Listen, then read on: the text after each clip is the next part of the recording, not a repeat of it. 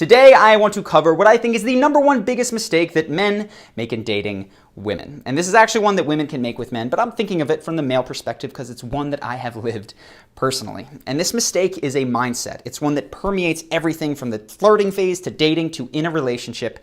And it's this mindset that might have even made you click this video. The underlying mindset is that the point of dating is to get this woman, this other person, to like you. You want to impress them, and that's probably what is the biggest mistake. That's why you clicked. You want to find out so that you can change it and not do it. And so this means that when you're going out, you're thinking, you know what? I better go to a nicer restaurant because I want her to be happy and I want her to like it. I want to impress her. Or maybe you're not going to a restaurant at all, you're gonna cook, which is something that you would never do for your friends or maybe even for yourself, but you wanna do it for her so that she likes you. Or when it comes to the conversation that you guys are having with one another, you stick to the topics that feel safe, the ones that she's really engaged in, which is fantastic. But you're not talking about the things that might interest you, that you might find funny, that are a little bit offbeat, idiosyncratic to you. You avoid those, you save those for later. And certainly this is a mindset that I had. It even is in some of the earlier videos that I have made, because what do guys want? And even women as well, right? We want to know what to say to make that person that we're crushing on like us. How do we stand? What do I say? What can I wear? What can I do to increase my chances? Well, what will happen as you get older? If you do this, is you will eventually get everything you want, right? You will make that person like you, and you'll date that person. The problem is, though, that you will date them and they will date the version of you that is the best foot forward version. And that means that it's a you that you kind of just showed up with that evening. You were trying to impress them. You're playing at the top of your game. Not only the top of your game, you're playing to what you think they like. And you can maybe keep that up for a couple months, but it starts to wear thin. And one of two things will happen. You will begin to resent them and yourself because you feel like you've got to keep this act up.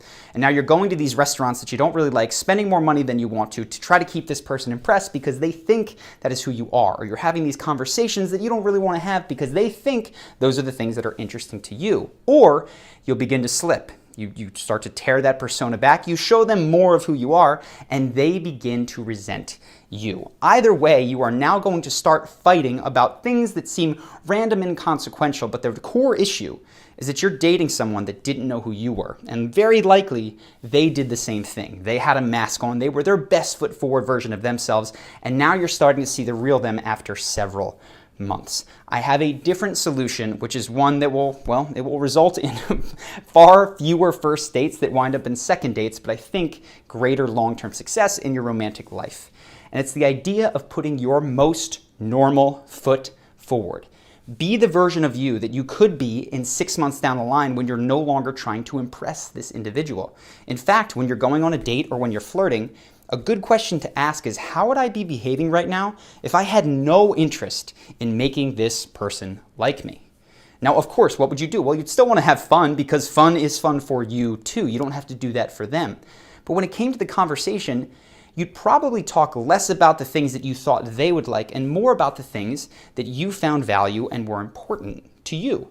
Now, that might alienate certain groups of people, but of course the people that you clicked with would be ones that clicked with you much more effortlessly. And none of this is to say that you shouldn't work on yourself. It's to say that you shouldn't work on yourself to please any particular individual. If you're doing personal development, it's got to be to build a better, more well-rounded you for your life in general, regardless of which individual person is in it. So this has a couple of implications if you take this normal foot forward to its logical conclusions. The first is, for men and women, when it comes to setting dates, don't go anywhere that you don't want to go or is that outside of your price range in order to impress the other person. With men, this comes through with money, right? We're judged oftentimes by our financial success. We want to prove that we can be the person who provides. Really do not do that. Because either you're going to have to keep it up and it's going to be an issue, or you're going to drop it and, well, that's something that they felt like you could do early on. So don't do that. Also, you can dress in a way that is fashionable, but don't wear anything that you're not going to feel comfortable wearing sometimes going forward. And as crazy as it sounds, for me, that means that I don't wear button-ups. I feel much more comfortable in a plain t-shirt. The second thing is when it comes to the types of conversations that you're having, I mentioned this, don't stick to things that are safe. It's often said, no religion, no politics at the dinner table. Forget that. If it is important to you, speak about that. Run everything through the filter of, is this either fun for me or important to me? Doesn't mean that you have to talk about politics. You don't have to agree on everything. But if it's critically important to who you are, that someone is religious or shares your political views, definitely bring that up. It would be good to know early on. And the third implication, which I think is the most wide-spanning and one that you can check, is to see if you have created a split personality that is the dating you.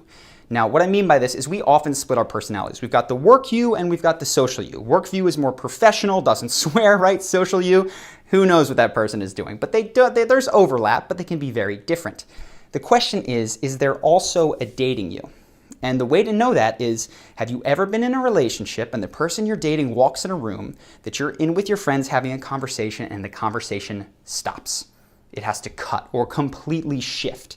If that's the case, that means that you have split off part of your personality. You're saying, I can't show this person the truth of who I am when I'm at my most relaxed because I have to pretend to be something else for them.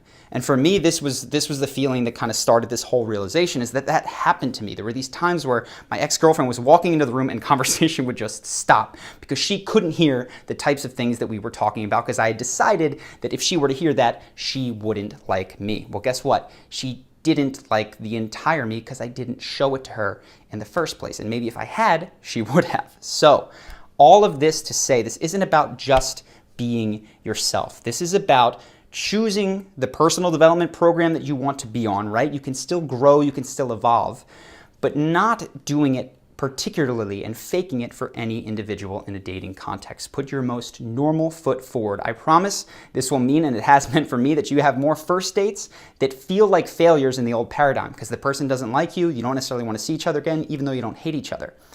But it's success in the new paradigm. And the new paradigm is that the point of dating and flirting and connecting with people in general is to find and surround yourself with people that you are a good match with. The time that you spend with them will be much less effortful and you will grow even more for it.